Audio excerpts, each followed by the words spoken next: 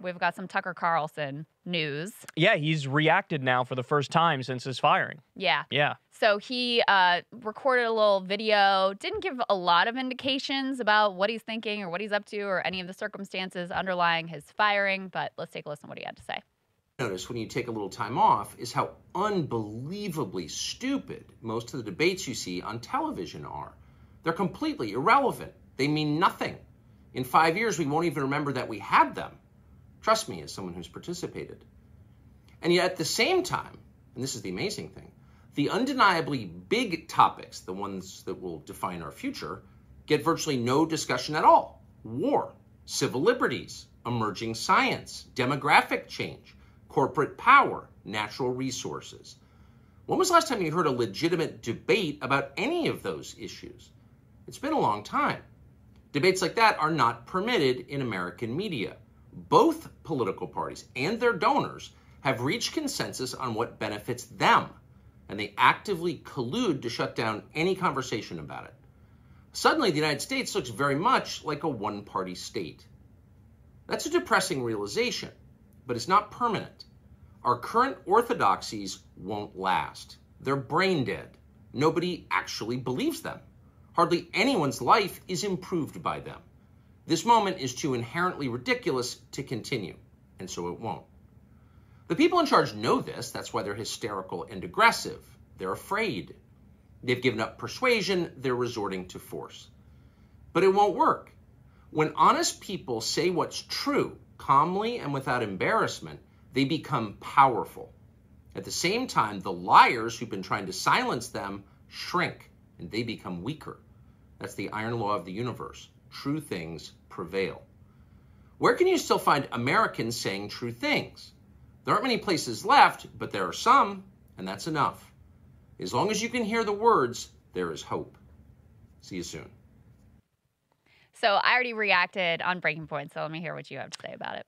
Super lame.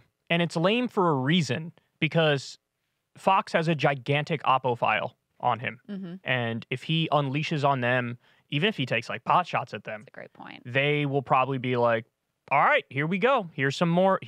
They'll just leak bit by bit, death by 1,000 cuts. And in fact, even though that was lame, they still might do a little bit of that. Mm-hmm. Because I'm sure the file is gigantic. I'm sure there's a lot of stuff. And it was a slight shot across the bow to be like, stay tuned. In other words, hey, I want you to still follow me. Right. Don't look at what Fox News is doing. But overall, he's like trying to recreate one of his monologues, but it just comes across flat. And a funny point is, that's the only spot in the studio that doesn't have Fox News logo on it. He had to point the camera in the one area that didn't have a Fox News logo on it. This definitely came out of the blue for him. He didn't think it was going to happen. But you made a good point to me. I went through all the reasons why that piled on top of each other as to why he was fired. But you pointed out he called Suzanne Scott, who's the head of Fox News, a cunt. Well, we don't know internal for sure messages. It was Suzanne Scott, but that's what I suspect. Okay. Yeah. Well, that probably he called his boss a cunt. That added to the mix. So you got the Dominion lawsuit, you got the Smartmatic lawsuit, you got the Grossberg lawsuit, you got the what's the guy's name, the January 6th guy? Ray Epps. Ray Epps lawsuit. I forgot about that. So you got all Yeah. those. Then also you have there was a thing, I think it was in Vanity Fair, that talked about how Rupert Murdoch's ex, who they now broke it off, but they were going to get married. Apparently, he was there witnessing a conversation between Tucker and her where she was basically saying he's kind of like the Messiah and he's sent by God. And Rupert was sitting there like, what are we talking about now? Right. Right? And you mix that with all the conspiracy stuff, which Rupert is not on board with because he's costing him money and he's too much of a headache and he's not on board with that flavor of conservatism. He wants all the hosts to support DeSantis and they're not. Right. Right? And so all those things piled up where he's like, Time to clean house, son. Time to get out of here. Fox News is an ideological project and it's a business project, and Tucker was becoming a problem for both. On the ideological project, Rupert Murdoch has decided he's all in for DeSantis. He told DeSantis that Fox News would be backing him, and here he has his number one host, who is very influential with the audience, more influential really than anybody else at the network, and he's on the wrong side of that intra-Republican Party fight.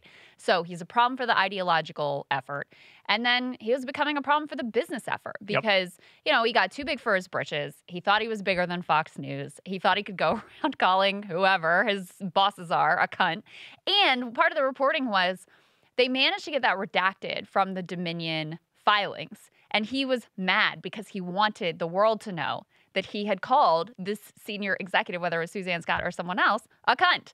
So yeah, they felt like they needed to check him. It's his show, even though it's highly rated, Low is ad not rates. particularly lucrative because advertisers stay away from it. Yep. And you're costing them, potentially billions of dollars from your involvement in all of these lawsuits. God only knows what Abby Grossberg has in her back pocket in terms of additional embarrassing text, audio, etc. And so, yeah, what irritated me about that video and about some of the coverage of him is like trying to make him out into some sort of like free speech martyr.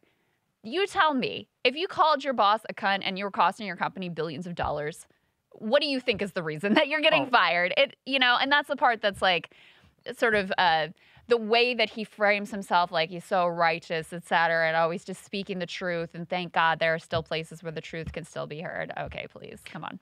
The one that really sends me, the worst take on this is the reason he was taken down is because he's an iconoclast standing up against the establishment, and he's on foreign policy, he's anti-war.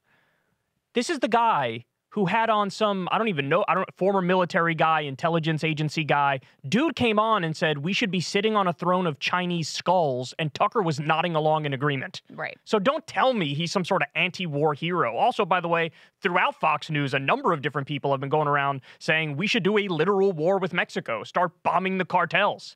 Don't tell me he's anti-war. You could say certain wars he's a little more skeptical of, but he just wants to redirect it into other wars. And by the way, when you're a supporter more generally of the Republican Party, which he is, then by no stretch of the imagination can you say that this guy's anti-war. He takes populist energy and redirects it to the standard neoconservative, corrupt Republican politicians. So in no way, shape, or form do I think he's anti-establishment. If anything, it's more pernicious than that because he hijacks anti-establishment energy and redirects it into supporting the establishment. At least with other people, with Hannity, he comes as advertised. He never pretended to be a populist. Right. He never pretended like he was an outsider and he was taking on powerful interests. So the issues that he went through there, and I'll end on this point, but I think this is the most important point. He lists off a bunch of things like, the media doesn't talk about these things, but they should, and we do, and we'll continue to do it. And the list is war, civil liberties, emerging science, demographic change, corporate power, and natural resources. Let's go one by one. War.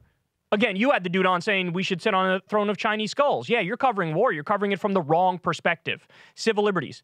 He's still pro the drug war.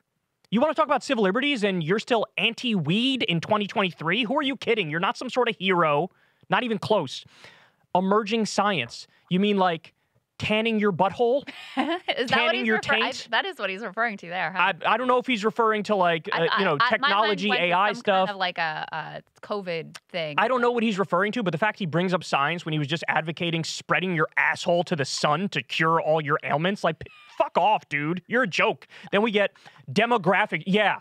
Real serious demographic change. My neighbor is brown. Oh, what's happened to the country? Oh, Demographic change get over yourself. Is such a red flag. Of like course, that and sort of like, he had a white nationalist as a top producer, and that was outed, and he was fired. Now nobody talks about it, but I think that's kind of a big deal. For how many years was a avowed white nationalist posting on Nazi forums, the guy who was writing your goddamn scripts?